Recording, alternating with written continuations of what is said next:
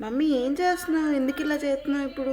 పత్తి గింజలు తీస్తున్నానమ్మా. రేపు కార్తీక మాసం వస్తుంది కదా, పూజలు చేసుకోవడానికి ఈ పత్తి వాడుకుంటాము. కార్తీక మాసంలో మనము గింజలు తీయకూడదు, ముందే తీసుకోవాలి. నలకలు గింజలు మొత్తం తీసుకోవాలి.